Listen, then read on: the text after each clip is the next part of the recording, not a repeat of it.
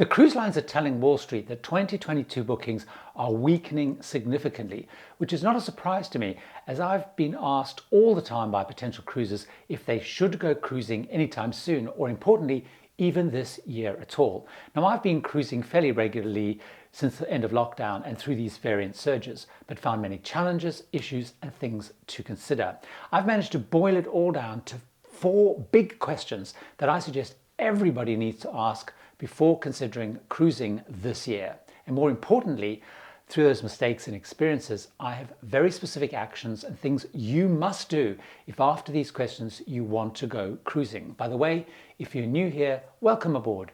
I'm Gary Bembridge, and it's my goal to make it fun and easy to discover, plan, and enjoy unforgettable cruise vacations. First, you need to ask if you are able and, more importantly, willing to keep on top of the constantly changing rules. And of course, be willing to adapt and change plans constantly as the rules change, often during the trip without getting stressed out. And that's really, really important. For example, just 2 days before I left for Panama to join a cruise on Oceania, Panama changed the rules around vaccination.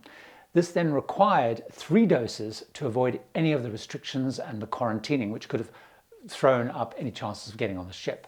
Whilst on my Ponant Antarctica trip, the UK changed the type of test that I was required to do for my return, which meant scrabbling around finding a new test centre before my flight home.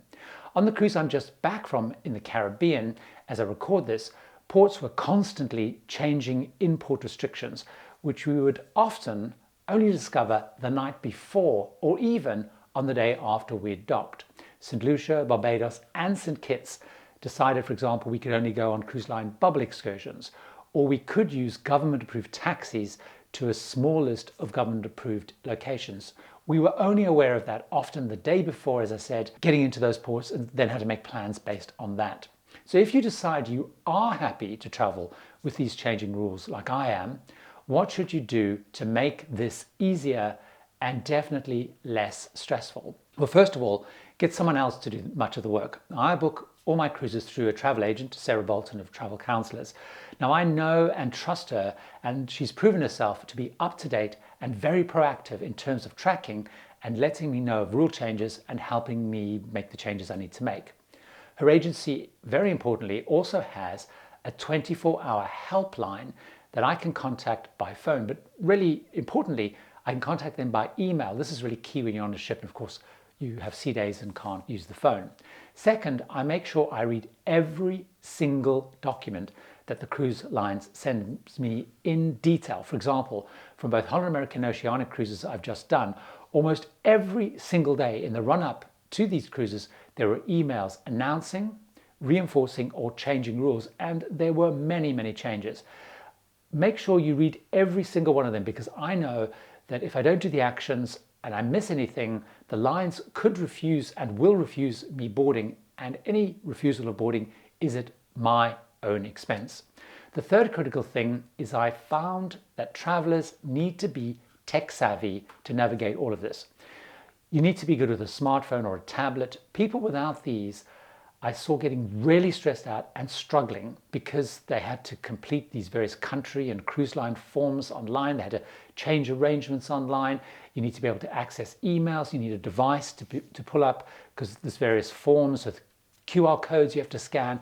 And basically, to stay in touch with any changes, you need to be tech savvy. Also, once you're on board nowadays, the cruise lines have shifted many of the cruise materials and bookings onto their smartphone app. I watched the new muster drill process on the app. I reviewed the daily program on the app. I booked dinner times. I booked a slot at some events and venues, and I reserved excursions on the apps. They've become fundamental to the cruise experience. Of course, you can get help in person from the crew to do many of these things as well, and you won't be excluded, but I've definitely seen less tech-savvy passengers get really stressed, and it's been pretty fraught on many of these trips I've done because they're struggling to navigate these changes and the country and line and port requirements and all the forms. However, there's an even more fundamental question to ask that could be the killer one on whether you should cruise or not. Will you be comfortable with whatever protocols the cruise lines will have in place when you cruise? Really important. We will not know exactly what those protocols will be until the time of the cruise. Now, this really struck home to me when I received an email just the other day from one of the followers of the channel saying their wife had said that she refused to go on their cruise if she had to wear a mask. Now, they've got a cruise booked in 7 months and he wanted to know what should he do. Now, my point to him was we have no idea what the protocols will be throughout this year, and neither do the cruise lines. There are some key protocols which I'm assuming are going to stay for a while, if not for much of the year, and I recommend you work on this basis. First, vaccinations. I think if you can't have or don't want to have a vaccine or soon a booster, then cruising as a vacation option, I think, is going to be impossible or extremely restricted, and basically I wouldn't schedule one, to be honest. The cruise lines are extending their vaccine mandates further into the year, and the requirement for fully vaccinated to mean you have to have had a booster is gaining speed rapidly.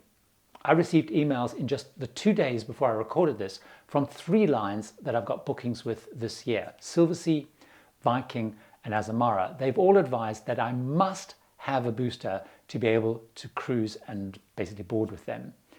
P&O and Cunard in the UK, as I'm recording this, they've already required boosters for the cruises that are operating at the moment.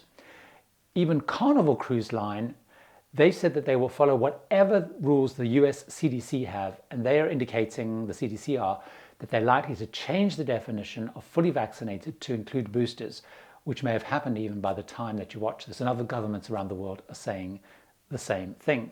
Growing number of countries that cruises call on, like Panama, as I've already mentioned, are requiring boosters or vaccines within a certain time frame to have happened before people can enter the country.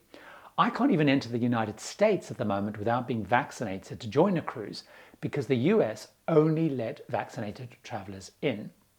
The cruise lines will have to keep vaccines, I believe, as part of the protocols because basically so many countries require a vaccine before you can even enter. So they're going to just have to do it if they want to do their itineraries. The second protocol is around masks. Now, mask wearing mandates will likely over time diminish or be reduced. Less clear to me, though, is around lower capacity, social distancing on ships, and how quickly they will be able to build back or decide to build back to higher load levels. This brings me, though, to a related question, one that I personally am really wrestling with. How comfortable will you be if they lift all the protocols? If the lines say we're now sailing with full ships, no social distancing, no masks, or even lifting the vaccine rules, how comfortable will you be getting on a ship on that basis? I think there's many who will not be comfortable with that change once they all think about it. And I'm a little bit in that camp, to be honest. I've been on quite a few cruises now since shutdown, all at very reduced capacity. My Holland American New Statendam was around 30%. Other cruises I've been on, including Celebrity, Princess Viking, and even Ponant Antarctica, we had only 50% capacity on all those cruises. I'm now used to space, no crowds, no busy places on board. It is very reassuring. I noticed, for example, when I was on my last cruise, that people were already informally socially distancing in the theatre with no rules. And if a stranger came and sat down next to someone, people would get up and move to build space in between them and the new arrivals. So even though that wasn't part of the rules, people clearly are feeling the need for space. So how comfortable will I and you be with full theatres, full excursion buses, full ships, and so on? If you're not comfortable to cruise, not knowing what the protocols will be in place when you cruise, I've got some really key actions and tips that I think you should take. First, look at delaying or pushing back your cruise now, if you're not comfortable with whatever the protocol is going to be. But even if you are happy to go without clarity on protocols, still understand the rules, the key decision dates, and what flexibility your fare and your line is offering in case the protocols, when it gets close to the cruise, are not suitable for you. Check if the line is offering you a cruise with confidence fare or your fare falls within that, because that will allow you, even once you've paid final balance, to cancel or postpone your cruise. I made a mistake of not checking that on my last cruise and realized too late that I could only cancel 30 days before departure with no penalty, and only thought about it afterwards. So if booking a new cruise, go for a refundable deposit or a very low one. For example, I recently booked a Christmas 2022 cruise on Westerdam. It only has about £120, about $170 deposit. So if I have to lose that, it's not a catastrophic financial hit. But if you have any reservations about protocols, do not pay your final balance and move your cruise, because once you've paid your final balance, even if you delay, you'll only get a future cruise credit and you'll have all that money tied up with a cruise line that you can't move around to other opportunities. But there is another thing to consider based on the type of cruise that you are doing, and another question you should ask. Is the cruise you're doing or planning a bucket list cruise, perhaps one that you've always wanted to do and may only do once in your life? Or maybe there's a destination, a port, or activity in a port that's fundamental to why you're going on that particular cruise. There's no certainty on when lines and ports are going to be able to deliver everything. So are you willing to pay a full fare and not get that experience that you have as your big must-do list? I got no compensation for a change of port from Martinique to Grenada or a cancelled St. Thomas call on my Caribbean cruise, and neither have other people I've spoken to who've had even more port cancellations. Now, I was happy, and definitely happy, to go to the Caribbean, knowing that the ports could chop and change, because basically all of them were offering what I wanted to do. I wanted to escape European winter, I wanted to get some sun, I wanted to go to the beach, I wanted to swim in the sea. So whether I was doing that in Grenada or Martinique or St. Thomas was much less important to me. It was going to the Caribbean and experiencing that was important. But if Martinique had been fundamental to my going, this would have been a very different thought and idea about that cruise. Now, for example, I've got a Baltic cruise this summer, and knowing that I will get to St. Petersburg is essential to that cruise. So for this particular cruise, I bought cancellation insurance that I can cancel for any reason because I couldn't get that cruise with confidence fare. But also linked to this, ask if there are specific things that you want to do on board the ship or in a port that's fundamental to the experience. If you're doing a cruise where the itinerary or onboard activities are absolutely key to you, then I do have a couple of tips around what you should be doing. First, if you have an absolute must-do, must-go-to place, look at your options now to move. And if you don't move it, at least know the key decision dates where you can shift without penalties. You know, if you're doing a bucket list cruise, you want to make sure you go when it's going to happen. Second, if you're making a new booking for that bucket list cruise, look for a fare that offers changes close to the cruise or with low financial risk, like that Christmas cruise that I've mentioned with only that $175 deposit, so you're not locking in and potentially losing a lot of money. There's one question, though, that few people seem to ask, which in my view is one of the most essential because it could make a huge difference to how your trip plays out and the costs involved. This is asking exactly what happens if you test positive for COVID or are a close contact of someone who tests positive on board. And importantly, who's going to cover any costs of isolation, quarantining, and any medical care if you need it. I found the cruise lines have not made it that easy to find out what all of these things will be.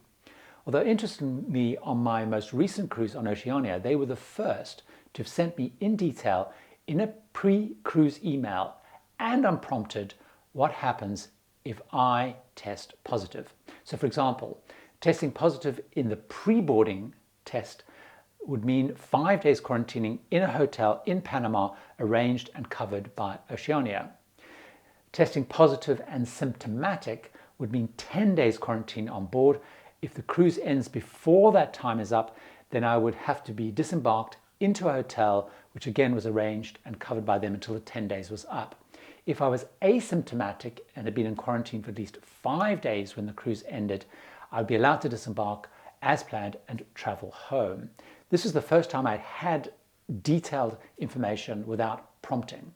Most lines I've been on, positive passengers, by the way, are moved from their cabins to dedicated cabins in a secure, restricted area on the ship, but close contacts are usually quarantined in the cabin they've booked. Now, these rules actually differ by region as well, which is why it's important you ask. In the Caribbean, isolated passengers and crew are kept on the ship or sometimes transferred to a separate dedicated quarantining ship. However, in Europe, positive and close contact guests are not kept on the ship. They're usually removed from the ship for their isolation.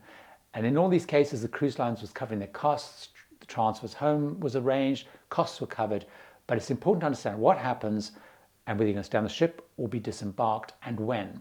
Now, this is what I do and what I recommend around this area if you have any concerns, which I think you should have. First, get your travel agent or the line to confirm what will happen at all stages and who will be covering the costs, including if you will be refunded any of your fare while you put in isolation.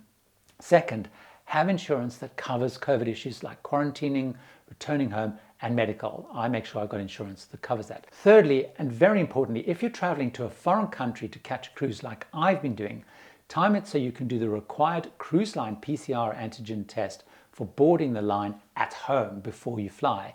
So you don't have to do it once you get there. So if you test positive, then you don't have to sort out and pay for your quarantine and miss the cruise in a foreign country. Fundamental to this whole thing and cruising now is flexibility. If you're flexible and you know that you will not get stressed by some of this uncertainty, some of the things I've been talking about, then keep going. But why not find out more about what it's like to cruise right now during the current situation? Take a look at this video where I show you in detail exactly what it's like, starting with one of the things that I probably thought was going to be a massive issue, but turned out not to be, and one that caught and completely blindsided me. See you over there.